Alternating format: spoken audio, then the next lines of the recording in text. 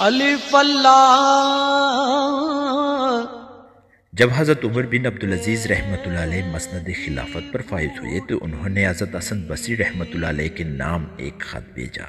جس میں تحریر تھا کہ میرے رفیق، تم جانتے ہو کہ میں ایک بہت بڑی ذمہ داری میں مبتلا ہوا ہوں، مجھے کچھ نصیحت فرمائیے،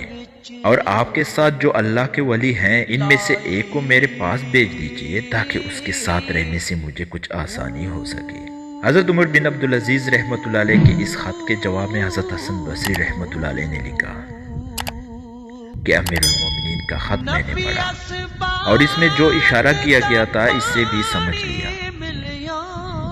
آپ نے جو یہ فرمایا کہ اس کے ساتھ رہنے سے مجھے آسانی ہو جائے گی، تو تم سمجھ لو کہ جس شخص کی تم تمنا کرتے ہو تمہارے نزدیک بھی نہیں آئے گا اور تم سے فارغ ہوگا،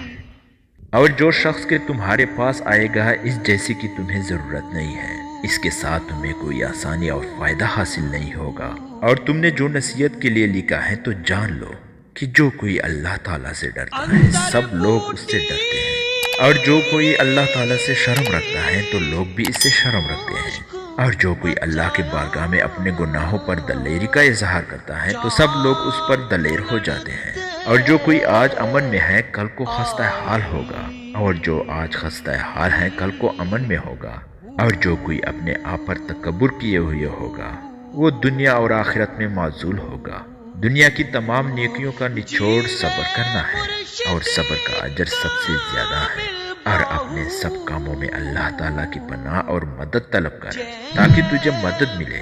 اور اس پر بھروسہ رکھ تاکہ کاموں میں تیری مدد ہو۔ اور جو کوئی آنکھوں کو آزاد چھوڑ دیتا ہے اور جو کچھ چاہے وہی دیکھے تو اس کا غم طویل ہو جاتا ہے، اور جو کوئی زبان کو کھلی چھوڑ دیتا ہے کہ جو کچھ چاہے وہی کہے وہ گویا اپنے آپ کو ہلاکت میں ڈالتا ہے۔ میرے خیال میں یہ چند کلمات تیری رہنمائی اور بہتری کے لیے کافی رہیں گی۔